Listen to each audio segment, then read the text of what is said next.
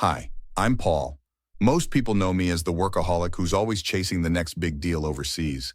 My passport has more stamps than a post office, and I haven't had a real vacation in 3 years. But none of that mattered when I got that call about Emma. I rushed through the hospital corridor, my carry-on still trailing behind me. Hadn't even gone home to drop it off after landing. The antiseptic smell hit me hard as I spotted my sister slumped in a waiting room chair. Diane? What happened? How's Emma? She looked up, eyes red and puffy. She fell down the stairs, they said. Multiple contusions, internal bleeding. They're saying it's touch and go. Jesus, can I see her? Room 304, she's been asking for you. The hallway seemed endless as I made my way to her room. There she was, my 12-year-old niece, looking tiny against the white hospital sheets, tubes and monitors everywhere. Uncle Paul, you came. Of course I did, kiddo. Jumped on the first flight back. From Singapore? Mom said you were in important meetings. Nothing's more important than you, Emma. Her smile faded quickly. Can you close the door? I need to show you something. I glanced around, confused. What is it? Check if Mom's out there first. After confirming we were alone, I closed the door. Emma looked terrified. I need you to help me sit up. I want to show you my back. Should I call a nurse? I don't want to hurt you. Please, Uncle Paul, nobody believes me. Carefully, I helped her lean forward. She winced in pain as I gently lifted her hospital gown. My blood ran cold. Her back was a canvas of purple, yellow, and black bruises in various stages of healing. Some were clearly fresh, others older. And those weren't just fall injuries. There were perfectly straight lines that could only be from a belt or cord. Emma, who did this to you? Her eyes filled with tears. If I tell you, he'll hurt Mom too. He? Who's he? Emma? A nurse walked in before she could answer. Her eyes widened, seeing Emma's exposed back. Sir, please step away from the patient. I'm her uncle. Who's been treating her? These aren't fall injuries. Dr. Martinez noted suspected non-accidental trauma. We've already contacted Child Protective Services. After the nurse left, Emma grabbed my hand. Don't leave me alone here, Uncle Paul. I'm scared. The stairs story is bull, isn't it? She nodded slightly, tears streaming down her face. Where was your mom when this happened? She was at work. She's always at work. Then who was watching you? She looked away, refusing to answer. I kissed her forehead. Get some rest. I'll be right outside. In the hallway, I leaned against the wall, my hands shaking with rage. Someone had been systematically abusing my niece, and I had a sinking feeling my sister knew more than she was letting on. Right then and there, I made a promise. Whoever did this to Emma was going to pay, and I wouldn't stop until they did. I drove to Diane's house the next morning, my mind racing with questions. The two-story suburban home looked perfectly normal from the outside. White picket fence, neatly trimmed lawn, a basketball hoop in the driveway. It made what I'd seen on Emma's back even more disturbing. Diane answered the door in her bathrobe, coffee cup in hand. Paul, it's 7 a.m. What are you doing here? We need to talk. About Emma. Her face hardened as she let me in. The doctors are overreacting. Kids fall, they get hurt. Cut the crap, Di. Those marks on her back weren't from a fall. You're not a doctor. What do you know? I know belt marks when I see them. Where's Richard? She flinched at the mention of her husband's name. He's at work. Listen, our family is none of your business. You've been gone for years, flying around the world, making your millions. You don't get to waltz back and judge how we live. This isn't about judgment. It's about Emma being safe. Is Richard hurting her? That's absurd. He's strict, yes, but he would never... Then explain the bruises, Diane. Explain why your daughter is terrified. She slammed her coffee cup down, liquid sloshing onto the counter. Get out of my house, now. I left, but instead of going back to my hotel, I drove to Emma's school. The principal connected me with her homeroom teacher, Miss Patel, a woman in her 30s with kind eyes and a worried expression. I've had concerns about Emma for months, she said, closing her classroom door. She went from outgoing to withdrawn.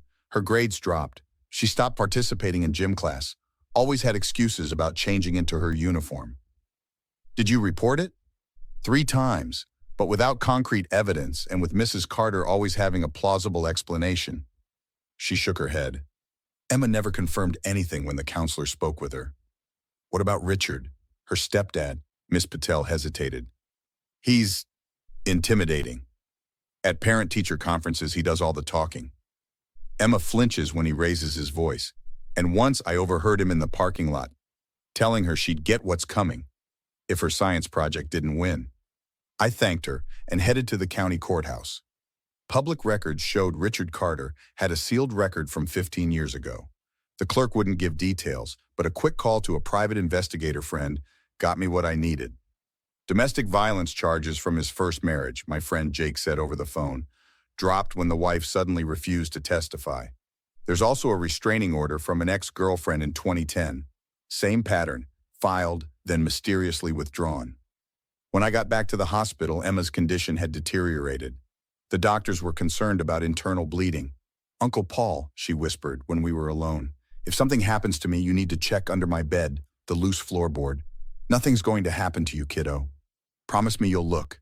"I promise. Emma, I need to know, is it Richard? Is he hurting you?" Her eyes filled with tears. "Mom said nobody would believe me, that they'd take me away if I told." My heart sank. She knew? She said it was discipline, that I deserved it for being difficult, that all families have problems. Her voice cracked. She made me promise not to tell anyone, said Richard would leave us if I did and we'd be homeless again like before he came. I held her hand, fighting back my own tears. "I believe you, Emma. And I'm going to make sure he never hurts you again." The monitors started beeping as Emma's vitals dropped. Nurses rushed in, pushing me aside as they worked to stabilize her. Standing in the hallway, I spotted Diane and Richard arriving together.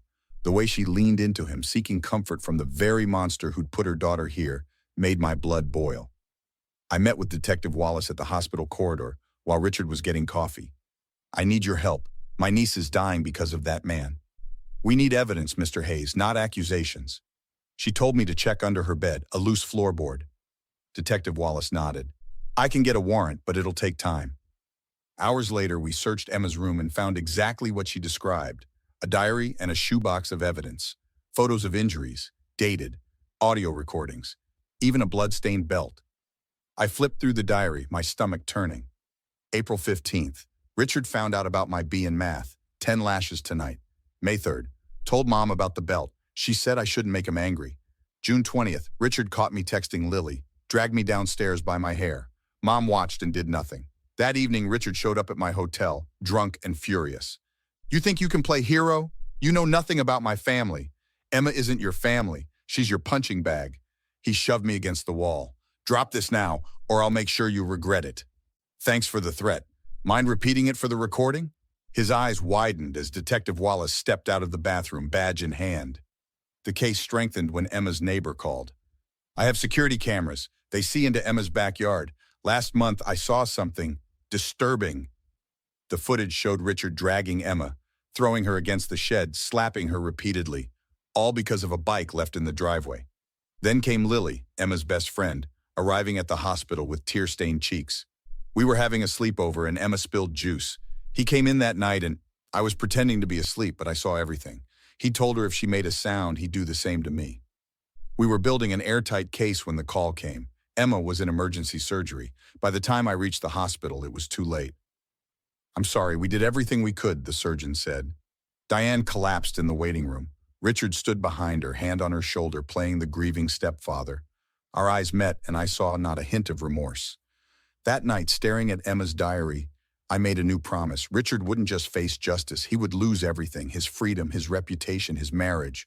For Emma, I would make sure of it. Emma's funeral was small, but the entire community showed up. I made sure her story was known, not as some tragic accident, but as what it really was. I worked with Detective Wallace to set our plan in motion.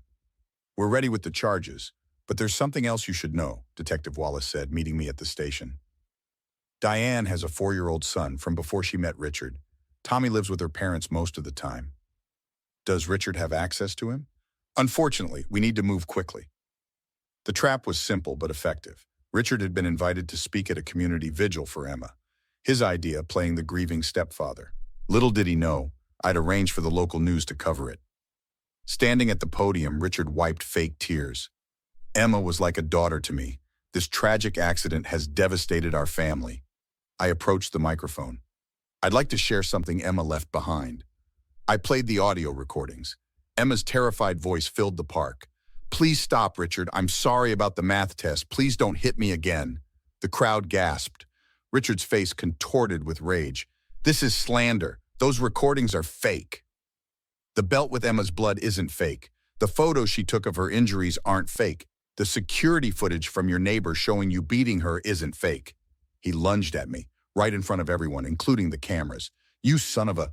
Officers restrained him as Detective Wallace stepped forward.